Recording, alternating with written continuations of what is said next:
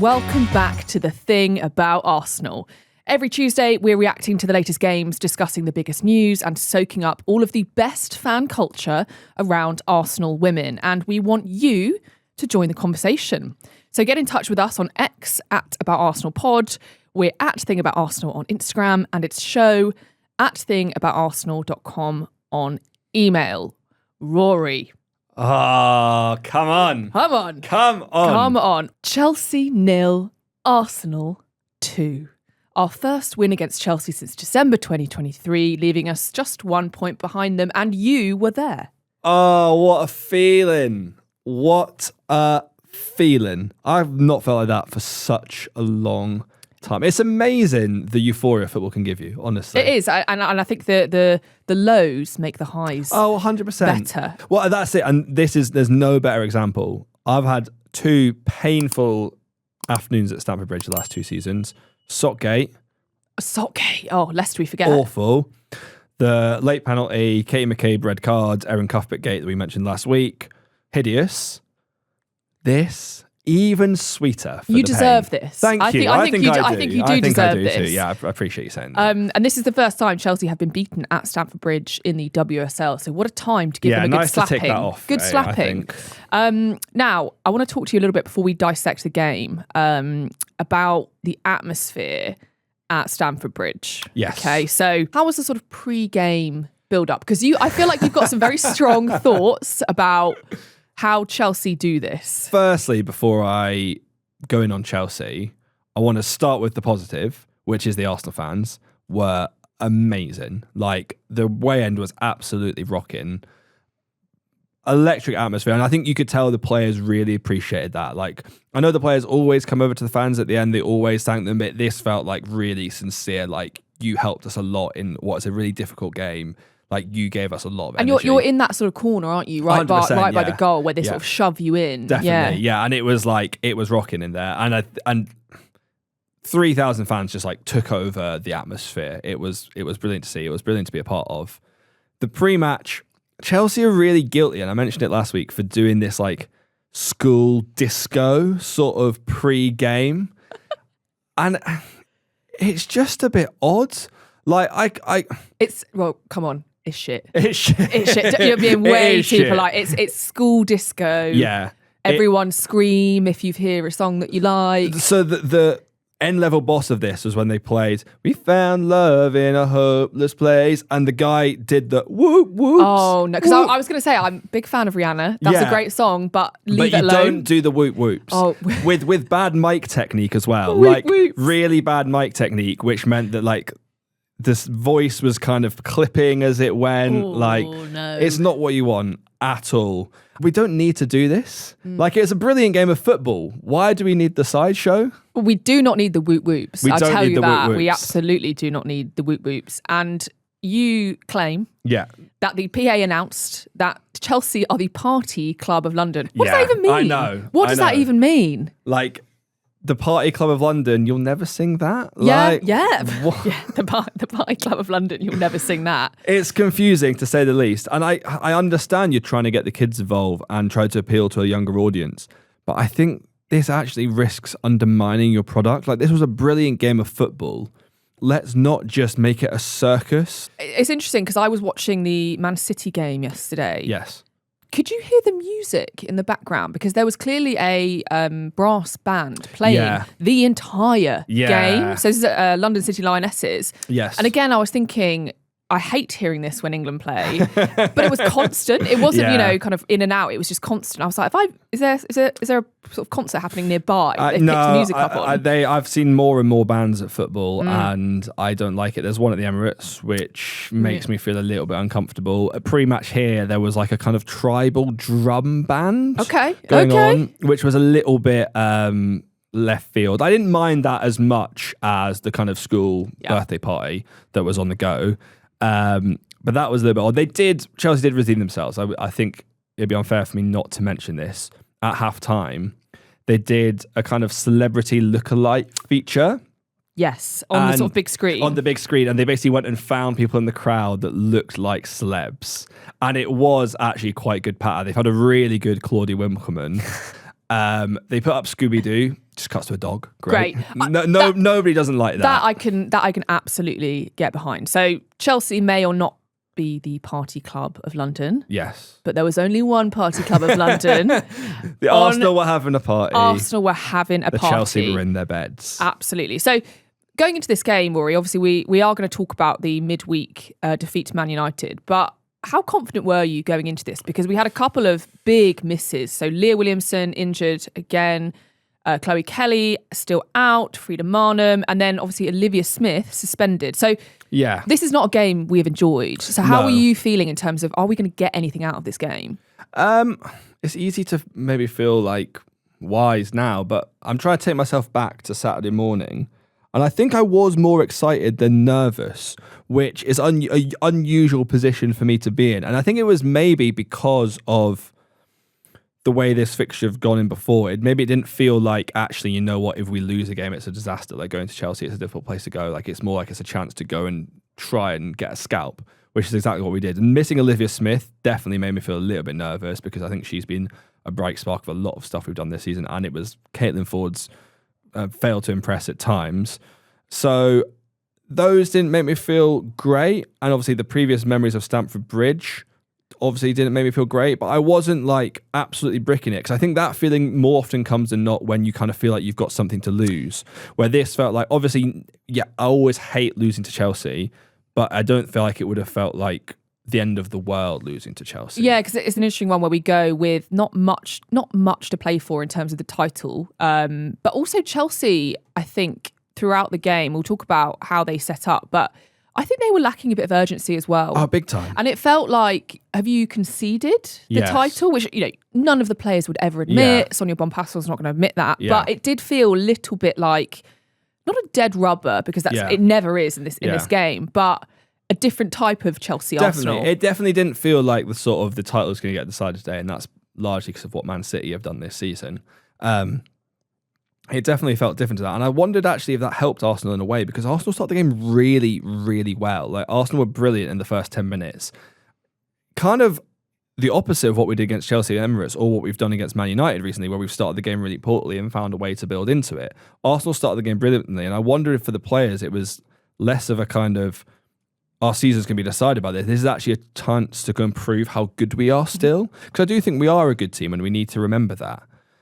So I think, it was definitely a kind of case of, let's actually just go out and assert what a good team we are. And I think the players managed to do that. But I think you're right in saying that it was a little bit like what we've seen recently, where not necessarily in the United game, but where we are dominant but can't really get any clear-cut chances. Yeah. And how much did you think, because when I was watching it, I was thinking, oh God, this just goes to 0-0. Yeah. We slide towards a 0-0. Yeah. Both sides are kind of a little bit, it's not necessarily cagey, but it, sort of in that first bit, we were dominant, but again, without looking like scoring. Yeah, I don't know. I don't know what was in the air. I just didn't have any of those trepidation. And maybe it's because I can just remember how it ends. And I'm kind of back for the narratives. But I don't remember seeing at halftime and thinking, oh God, it's more of the same. How much do you think that was also from Chelsea's setup and not having Lauren James there? Because there's been a lot of conversation about it was quite a strange call from the manager to start Sam Kerr. Yes. And then bring on Lauren James. Yeah, but I think like Sam Kerr, it felt like she's been growing in confidence post-injury. And this felt the right time to introduce her. It felt like the right time to introduce her. I wasn't surprised by that. If anyone, it was Kira Walsh, obviously just coming back from injury. Like I think she is still one of the best midfielders in the world and will really control what Chelsea do on a good day, and not having her allowed Arsenal's midfield to kind of dominate what they do a little bit. Obviously, looking what we did, we started with Black Stanius and Russo up front. How do you feel about them two together? I've struggled with it in the past, but I think this was one of Alessia Russo's best games. Definitely. And I think when they play together, when they play well in the sort of 9 and 10, and Alessia's doing the bits in the midfield and dropping a little bit deeper, I think it works as it should. Yeah. But that relies on Russo kind of being bold and aggressive. Yeah. Then it's fine. 100%. I think because everyone who watches Les sees her and thinks, you know what makes her one of the best strikes in the world is all the kind of stuff she does other than scoring goals. She's but yet can still score goals. So I do think there is actually a natural fit for her to play with Black Stanius. But like you, a lot of the times I have my reservations because we've seen it a few times and it doesn't always seem to work. But I felt like this game was the perfect game for it, weirdly, particularly without Kira Walsh in midfield for Chelsea. There was a big gap in the middle, which felt like a very strange way for Chelsea to set up against us. And definitely. And I also then, Chelsea at home are always going to play a high line. And that's when Black Stanius can then do what she's really good at and run in behind and stretch the team. And she did that really, really well. Stayed on side most of the time as well, which is nice to see. Not always a given with her. And I think those two... Look, Arsenal had really good performances across the pitch. But I think this is one of the best examples we've seen of those two playing together. And I think a lot of the credit needs to go to Renee Slagers for making that call. Yes. I think this was a very good sort of managerial setup in terms of who we started with. So let's talk about the goal. Mm-hmm. Beth Mead loves a goal against Chelsea. Oh, she does. I love players that have specific teams that even if it's not intentional, they score regularly against. She hates Chelsea. She didn't even really seem to know it. Wow, she did that. Oh yeah, apparently I like, people tell me that I like scoring against Chelsea. Yeah, the lads have told me and I didn't believe it. Yeah. But this is her first WSL goal of the season. What a finish. And what a celebration. Mm-hmm. I think the goal... Russo does everything you say that she should do. She kind of comes in, pulls the defence away, and kind of sits really quick out the feet. Really quick out the feet, and plays it's a perfect pass to Beth Mead, which takes out all the defenders. And a brilliant, emphatic finish from Beth Mead. And then I love the celebration, and the camera work is great. I think sometimes, particularly watching WSL games, there's sometimes some pretty shoddy camera work, and we're going to talk about Man United later. But the way it just cuts to her close up at the right time as she's like running over, giving it full yaldi to the fans was beautiful. What do you think is fueling that? Because she's out of contract this summer. Yes. Was that a bit of a response to? Well, that's kind of what she said post game. She kind of said like, "Oh, I'm at my best when people are doubting me and the chips are down." And I thought I was kind of pleased to see her be that honest. I mean, where do you stand on the Beth Mead situation?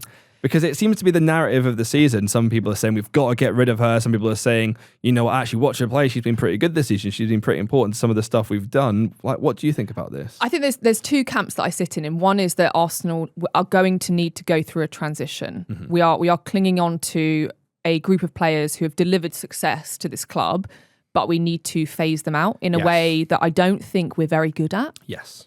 And so for me, getting rid of Beth Mead would be another one of those very big, we need to rebuild. So the way that we're going to start by doing that is getting rid of the old guard. Yes. I can't see how you do that when she plays like this. Yeah, 100%. And so I'm kind of holding on to, I get that we all kind of hold on to Beth Mead because she's comfort. Yes. It's like, it's like an old pair of jeans. Yeah. You don't ever want to get rid of it. I know. But it still works. So why are we even talking about this? But I think we're talking about this because the age profile of the team is approaching 30. Oldest in the WSL by 2 years, I think, isn't it? Exactly. So I think this is a conversation we need to be having.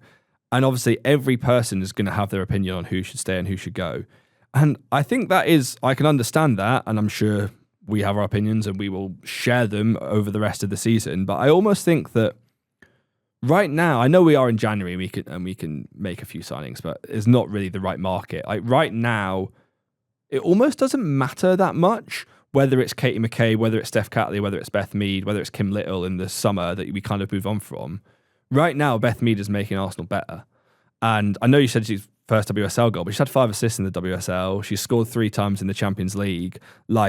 She has had the odd game where she's looked... She's assisted the second goal as well. Yeah, exactly, and she's assisted the second goal. Performance. Great, exactly, yeah, for sure. And she has had the odd game where she's gone missing, and that's where the criticism have come of her. But by and large, she's made Arsenal better this season. And I think that's what we hang our hat on for now. And then in the summer, let them have the conversation about whose contracts, get renewed and whose don't, etc. For the moment, let's just enjoy. Let's just enjoy.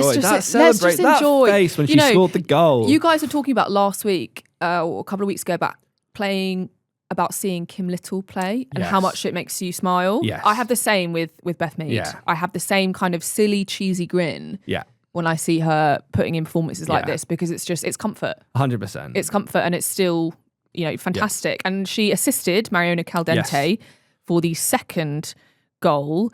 At this stage, I think Chelsea had kind of come into it a little bit more. Yeah, did the thing Did the thing. Did the Arsenal Did the thing of scoring and then trying to concede straight away, but crucially found a way to get over that, which was really important. And I love watching this goal because it's one of the ones where you can see 3 or 4 Chelsea defenders around Caldenty. Yeah. Some of them doing nothing in a way that I think if you were analysing that back, you'd be like, what are you doing there? I know. What, you're sort of standing still and giving her a load of space, but it's a lovely touch to take it out and give her a bit of space for the ankle. A bit of composure. I think that bit of composure in the box we haven't had for a lot of the season. And you mentioned those performances where we've looked good but not managed to score a goal. And it was a lovely salve to that wound to have this performance where he played really well, like completely battered Chelsea, controlled the whole way the game was played, and then convert that into a couple of really good goals. And I think this goal epitomises it. Actually, both goals do, really, but the way Caldenty just showed that composure in the box. 1, Caldenty was in the box. I mean, we've not seen enough this season. You're in the right position to start off with. Exactly. Yeah. And 2, she then showed why we should need to have her there more, because she's got that composure that some of our other players have lacked, just to pick the moment and put it into the back of the net. We were, as you say, very good going forward in terms of getting in those positions, but we were also relatively solid defensively. So Chelsea only had 1 shot on target the whole game, and they bring on Lauren James. At that point, I'm thinking, if she gets a goal here, tails are up with 2-1. But she was largely ineffective. And lots of shots. And at that stage, you're like, you've got nothing else. It was big, like sort of your mates beating you at FIFA, so you're going to shoot from kickoff sort of energy. I'm not really a FIFA person, but I can see why that. Trust me, I'll trust is. you. Trust me, it is. That's petty. But, I like it. Yeah. No, I think Lucy Bronze said at the end that she felt like Chelsea should have scored a goal because they created some chances themselves. I don't necessarily disagree with that. There was sort of in the last 5-10 minutes Chelsea were pushing on, but it never felt meaningful. It felt like a lot of bluster without turning into anything actually like. And I think if you look at the stats, it shows that like 1 shot on target, which was Lucy Bronze herself from distance straight into Borba's arms. A lot of kind of wayward efforts, a lot of blocked efforts that weren't really like kind of a lot of what we've seen Arsenal do at different times, to be honest. And I think again, like Arsenal set the tempo for the game, and I think the defense was really good. Steph Catley had a brilliant game. Lotte Wubben-Moy. Like I'm pleased to see Lotte Wubben-Moy do well in these big games, because I'm still scarred by the Man City game early in the season where she had a bit of a weird game, conceded some sort of daft goals when she had just come back in after Katie Reed's injury. So to see Wuben-Moy and Steph Catley kind of have a brilliant game at the back like that, just felt nice. How much do you think Wuben-Moy's performance was because of her playlist? We can't not talk about the playlist. We love the playlist. This is the best example of the playlist. The level of detail on this is fantastic. So if you go onto the Arsenal Women's Instagram, they will post a picture of the pre-match playlist for the women's games. Now, Lotte Wubben-Moy was on the decks for this one. And if you put all of her song choices together, it's basically just a Chelsea a shit type messaging. Read it out. I'll read it out. I think the listeners will understand what I just said, though. Yeah. Chelsea shit. 100%, yeah. So it's Baby Blue crying under the bridge as the Gunners dream the bridge is over, because we all know, girl from the North Country, run this town. It's beautiful. Now, how do we think she came up with that? Well, a lot of Wuben-Moy does have a creative brain. She does. You can tell. But the sheer range of songs is enormous. I'm so glad you say that, because I looked at the pre-match playlist before the game. I was just interested. I was like, probably some Luke Combs in there, kind of the usual stuff. And I looked and I thought, Wuben-Moy's got a very alternative taste in music. There's some lovely artists there that I didn't expect to see from Lotte. And then it was only later in the day I saw it back and I was like, what I've missed there is way better than what I thought it was originally. This is exactly the type of thing that if it's for your player and it's your club, 100%. You're like, this is really cool. 100%. If I see anyone, that's cringe. Yeah. This is, we had this. This is when Mark Cucurella sings his own chant. He's tragic. When Katie McCabe does it, she's a legend. Absolutely, and that's logic, I'm afraid. That is how football works. But again, if she's going to do a playlist every week like this and then play like she did, absolutely. Gotta back your chat. Absolutely fine by me. Now, one thing I did want to ask you is, I think you mentioned on the pod before that as the Chelsea fans were coming off last time, you got a wave.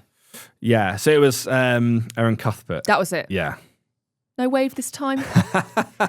I saw a few people waving at Erin Cuthbert when she was coming off. Yeah, that's for but sure. she didn't wave at you. No. The only waves I got, Lotte Wubben-Moy was blowing kisses into the crowd. Beth Mead was dancing. Katie McCabe was gathering everyone together for a photo. That's all I saw at full time.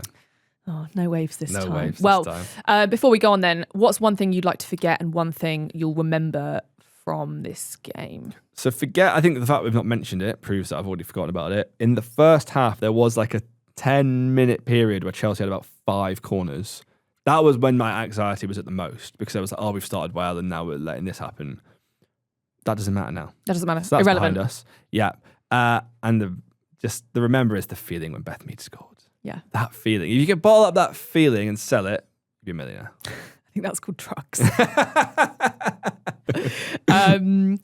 Mine then, one thing I will remember is Mariona Caldenty's little shrug, little shimmy to send the defender the wrong way. Yeah. And one thing I'd like to forget is watching on the TV and seeing Renee Slagers. I put this on my Instagram. Oh yeah. Oh, doing a little. Talk to me about this. Oh my gosh! I don't know why I'm saying I want to forget this, but in the pre-match interview with the BBC, Renee Slagers is sort of looking at the camera. Yeah. She's hearing the question and she's biting her lip. And I was watching it and I just thought, that's the most sensual thing I've ever seen. It's 12 Did you o'clock. feel uncomfortable? It's 12 o'clock on a Saturday. On the national broadcaster. On the national broadcaster. I was like, wow. And I text some of my friends saying things like what the Gen Z say, which is, lethal face card. Face card never declines. But you know what, Renee, if you're going to bite your lip and then deliver a performance like that. I mean, quite. Absolutely. Quite. It's clearly working. It's definitely one to save for like future meme use in the future. Don't worry, I've got it saved as a GIF. You can have it. You can have it whenever you need. After the break, we need to talk about Olivia Smith.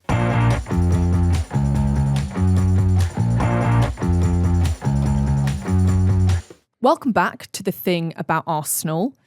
Does feel like we're about to take the energy down slightly. Do we need to talk about this? There was a League Cup we lost. Next. Yeah, move on. On we go. No, let's talk about it. Yeah, I think it's important to have some balance, Exactly. Okay. So Arsenal 0, Man United 1.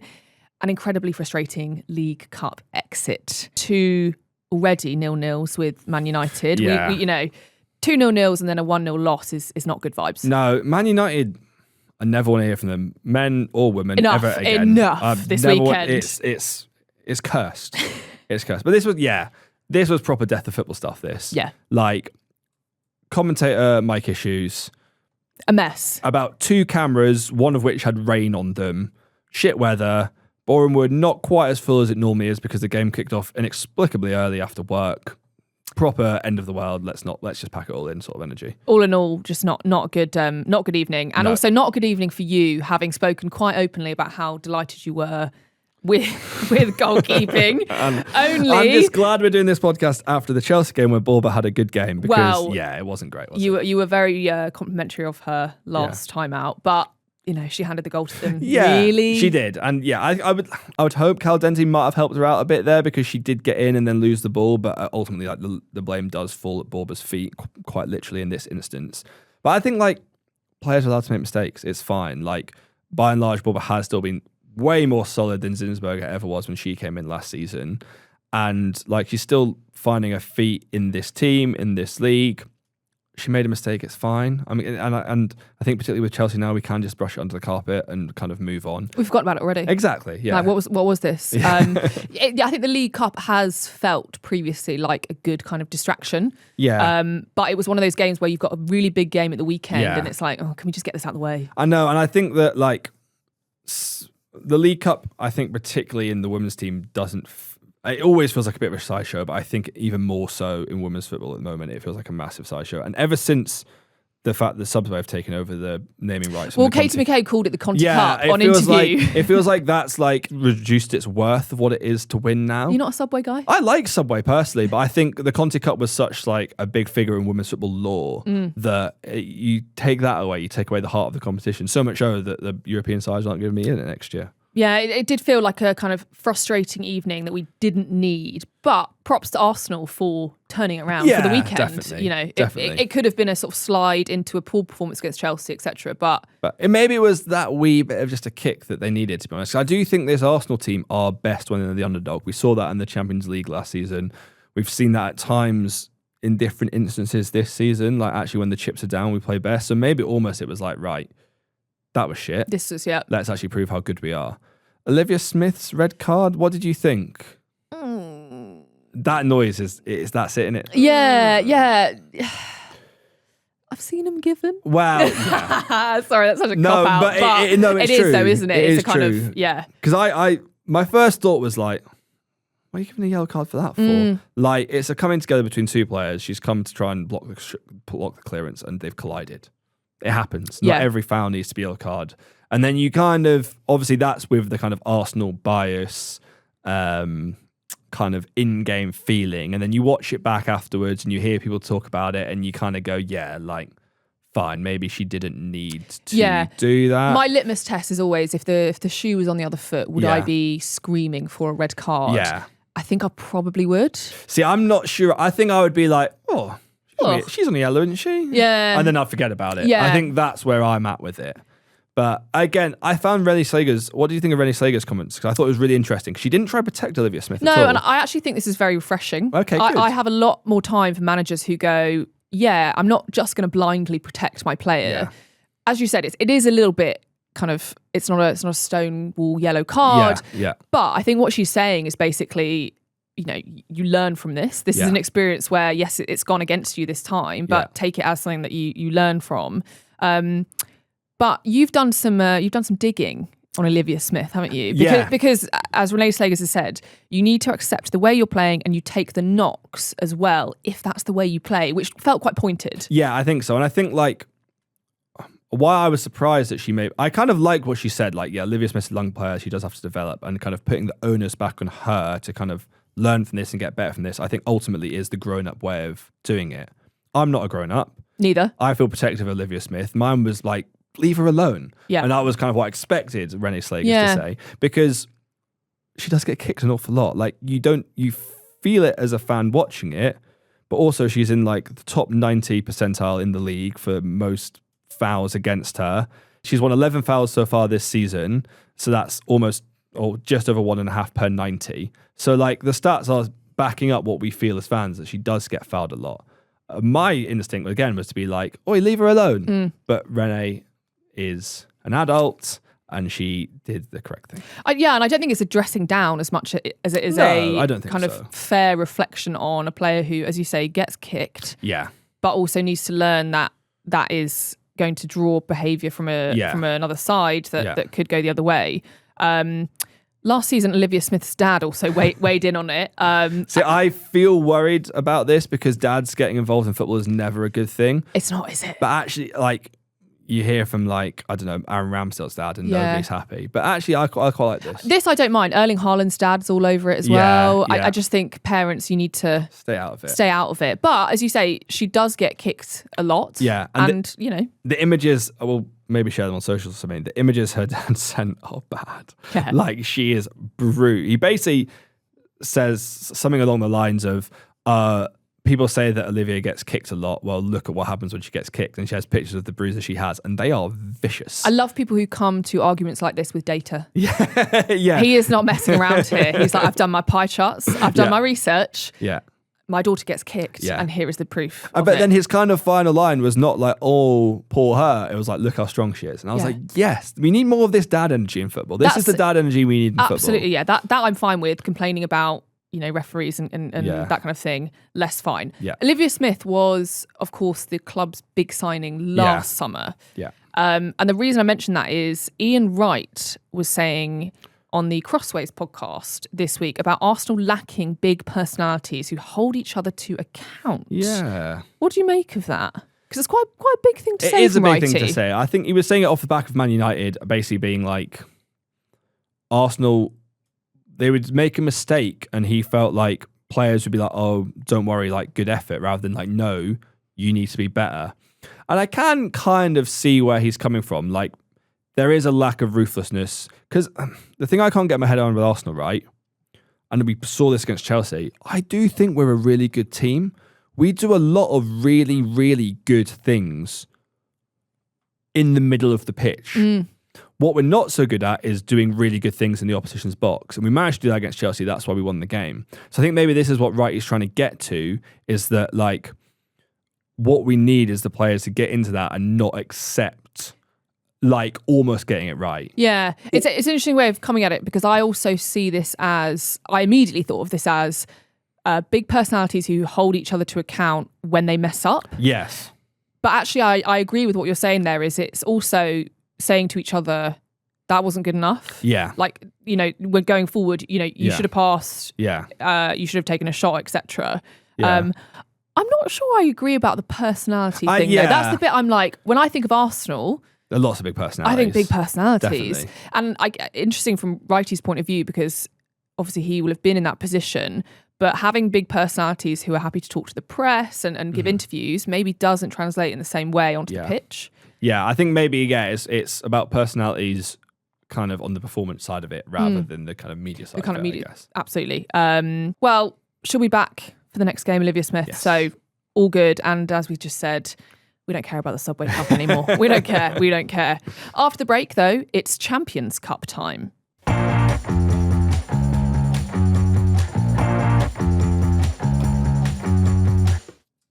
Welcome back to the thing about Arsenal.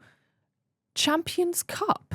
Here we go. How are we feeling about this just generally? New competition? Are we excited? I'm quite excited. I'm excited. Yeah. I think it's cool. I think that this is something that could be good for women's football. I think that in men's football, the kind of Club World Cup or the kind of new Champions Cup, which is kind of replacing the old Club World Cup, can be a little bit of like a sideshow. Gimmicky FIFA nonsense. Exactly, yeah. But I think that's partly because ultimately European football is so dominant in men's football that it doesn't feel that relevant bringing everyone else in, which is maybe a little bit harsh in them, but that is the fact of it matter.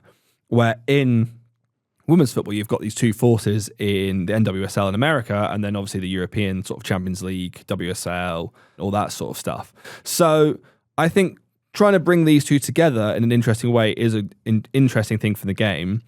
Obviously, it's ASFAR first, but ultimately, the end game is a game against Gotham in the final. We're looking at the final already, aren't we? Yeah, so semi-final this weekend at the G-Tech, and then if we win that game, we are into the final, which is at the Emirates. I know, which that's does nice. feel like, come on now. Yeah, come on now. You met the game at the G-Tech though. Talking about early kickoffs, 6 p.m. on a Wednesday. 6 p.m. is an absurd time to be kicking off. People are coming from work. I know. People struggle to get to the Emirates for an 8 p.m. Let alone literally to Brentford. To Brentford, which is not like down the road. It's not down the road. That A4, M4. Yeah. Not to get all boring about it, but it can get very busy. Yeah. Not a great time, and again, just feels like a bit of an own goal. Yeah. So I'd be keen to go to this, but there's no way I'm getting to Brentford at 6 o'clock on a Wednesday afternoon. Like, it's just not happening. No chance. And then you're finishing at 8, which is a very weird time to be coming out. We should be starting the game. Like I think sometimes 8 can be too late, but anything earlier than 7:30 is difficult. But assuming we win that game, yeah. We're through to the final on Sunday, and as you said, it'll be against Gotham, which Yes. does feel like a really exciting prospect. Yeah, it does, and I'm just hoping we don't muck up this ASFAR game, because I tried to do a little bit of research into them and to find out how good they are. Obviously, they are, from what I can work out, they are the dominant force in Morocco. They've won the African... You'll never sing that. Yeah. Yeah. Are they the party club of Morocco? Oh, we'll I don't know. out. Well, they're the Sports Association of the Royal Armed Forces, so they might party. To be fair, I feel like military people, once they get off duty, know how to party. So I maybe they are the party club of Morocco. And also, Brentford, very close to Chelsea. Yes, so true. We could be having a party in West London all over again. But I think, from what I can work out, they have a lot of Moroccan national team players.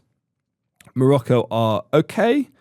They got to the knockout stages of the last World Cup, but in terms of like the other European teams, they're not as good. And as our position as one of the best teams in Europe, I feel like we should have enough to beat them comfortably. Is a kind of conclusion that I've drawn. And if we don't beat them, there is a third, fourth playoff earlier in the afternoon on Sunday. Hat of a fixture, that isn't it? this is a hill I really will die on. Yeah, 100%. Any third, fourth playoff needs to be canned.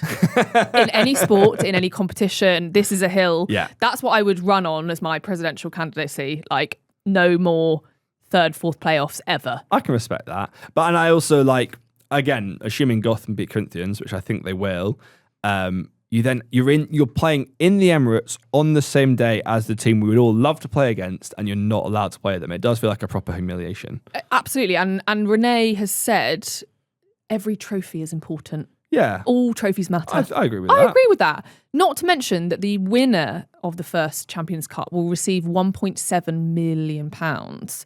What are we doing with that money? Oh. Don't say something boring like reinvest it. I mean, what we could do is buy the Arsenal Orchestra. Oh, now we're all talking. All new instruments. Now we're talking. We could upgrade the flutes. We could upgrade the violins. Maybe get a few lessons just to make sure that they're... A few lessons. Yeah. We could maybe book out... The Royal Albert Hall. That's exactly what I was going to say. The Albert Hall. The Royal Albert Hall is one of my favourite buildings in London. We could put on display from the Arsenal Orchestra at the Royal Albert Hall. That would be an appropriate use. With the Champions Cup, which we've won, out front. I think that's perfect. 1.7 million. Is that within the budget?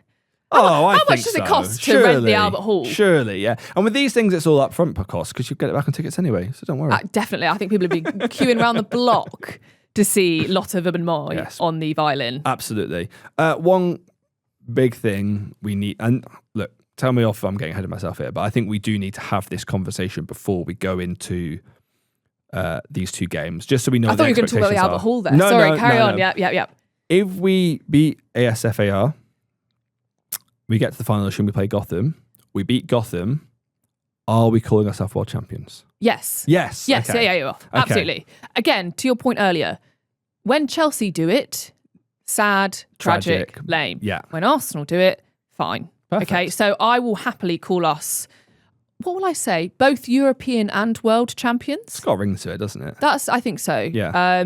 Absolutely. We are world champions, despite the obvious facts that quite a lot of the world is not participating. But that doesn't stop the Americans. Yeah. And it's not going to stop me. Okay, fine. I just wanted to know what my expectations were going into the game. What do you think? Yeah, I know I can get aboard with that because I think I wanted to, but I wanted reassurance that I was doing the right thing in that. Okay, as the arbiter of this, I trust your judgment. I think we should call ourselves world champions. Great. Okay. I mean, we still got to win 2 games. Let's not get ahead of ourselves, guys. But it's just important that we're all singing from the same hymn sheet. Absolutely. And then we can obviously bill our concert as the World Champions Concert Orchestra. The come and see the world champions play in an orchestra at the Albert Hall. Yeah, it doesn't roll off the tongue, but there we go. It works. Well, everyone, we have an exciting couple of games ahead of us then. Thank you for being with us on this episode of The Thing About Arsenal. We'll be back with another episode of About Arsenal Women next Tuesday as champions of the world. That would be nice. That would be nice, wouldn't it? In the meantime, we'd love to hear your questions and comments in response to today's episode. You can find us at Thing About Arsenal on Instagram, at About Arsenal Pod on X, or email us show@thingaboutarsenal.com. Luke and Jim are back tomorrow night with On the Whistle reaction to our final outing in the Men's Champions League against Kairat, hopefully after we've secured that 100% win record trophy in the league phase. 10-1 you called for yesterday, was it? 10-1, yeah. They can have one, but that's it. Yeah. How many do we need to score before they're allowed to have their one? 10. Okay.